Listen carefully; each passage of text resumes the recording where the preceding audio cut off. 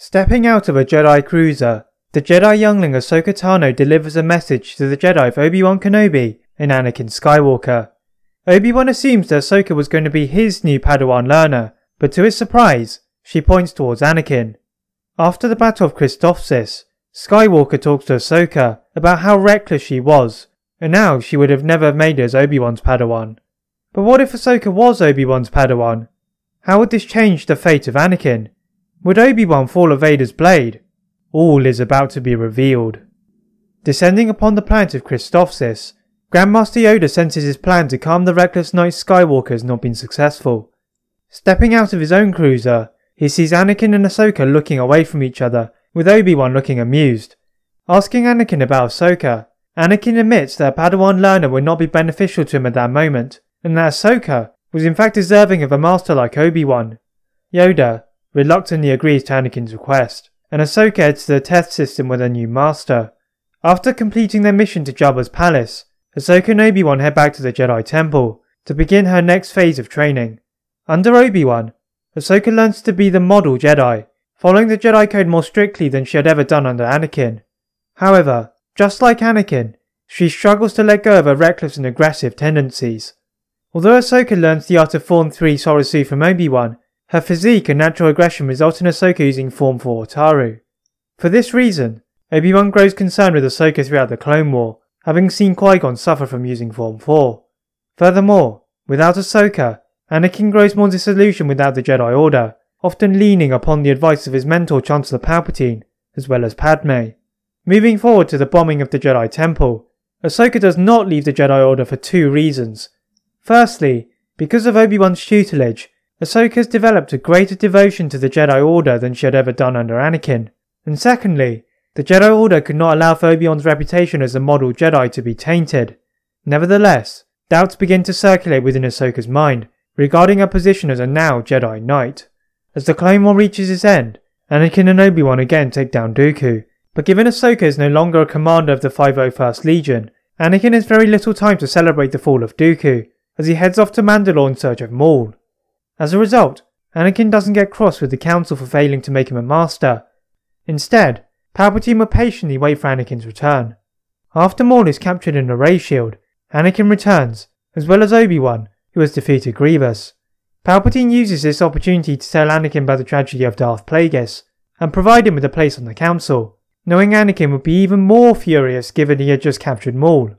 The events proceed just as Palpatine had foreseen. Anakin is simmering with rage at not being given the rank of Master after the Clone War had seemingly finished, and stomps back to Palpatine's office. Sidious is able to seduce Anakin to the dark side relatively easily, and together they begin their destruction of the Jedi. While Sidious marches to the Jedi Temple and commences Order 66, Anakin heads to Mustafar, thoughts of Padme now at the back of his mind, now only with the intent of decapitating all of the Separatists as quickly as possible. The Jedi don't know what has hit them. Everywhere he looked, the bodies of Jedi younglings, knights, and masters were scattered. The remaining council members can only look on in horror as they attempt to defend the Jedi Temple. Suddenly, the blur of a green lightsaber descended upon the chaos, cutting through the clones with ease, as the diminutive figure of Grandmaster Yoda entered and assisted the remaining Jedi. The presence of Yoda provided a lease of life for the Jedi, as slowly, the tide of the battle for the Jedi Temple turned. Back on the planet of Mustafar, Vader had easily decapitated the Separatist Council with his blade, yet he still wanted more blood on his blade. Sprinting back to his starfighter, he's about to jump in, when from above, a starship descends, causing Vader's robes to ripple. Immediately, Anakin ignites his blade in anticipation. The ramp slowly lowers, revealing the figure of Jedi Master Obi-Wan Kenobi, and behind him, the Jedi Knight Ahsoka Tano. Without a moment's indecision, Vader lunges towards Obi-Wan, who ignites his blade just in time. Obi-Wan is clearly reluctant to attack his former Padawan, who capitalizes by pushing Obi-Wan back to the edge of a lava pit. Ahsoka intervenes, and swipes her Vader, allowing Obi-Wan to regain his composure. The formerly inseparable trio fought through the mining complex, with Ahsoka and Obi-Wan alternating between defensive duties to recover their energy and to tire Vader. Knowing he was beginning to tire out, Vader quietly mutters into his comlink to request transportation as he was now far away from his own ship. Luckily for Vader, His new master had already sensed his distress through the Force, and a short while later, landed.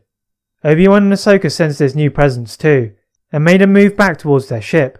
But before they could make it, the cloaked figure of Sidious stepped forward and seized Ahsoka by the throat before discarding her at the foot of their ship, her lightsabers tumbling into the abyss below.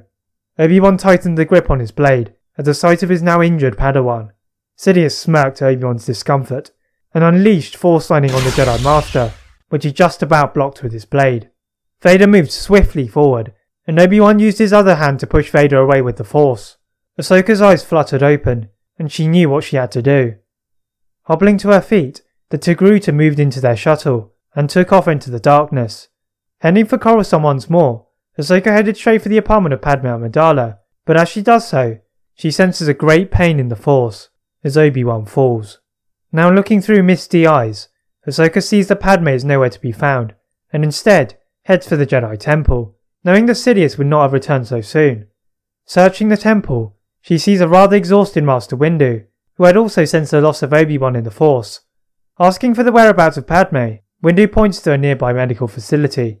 Ahsoka sprints away, wanting to get away from her past, and now move on to the future. That is it for part number 1 of What If Ahsoka Could Have Made as Obi-Wan's Padawan. If you'd like to see part 2, please like this video and subscribe for more what ifs, and as always, leave a comment on what if you'd like to see next. Thank you very much for watching, and see you next time.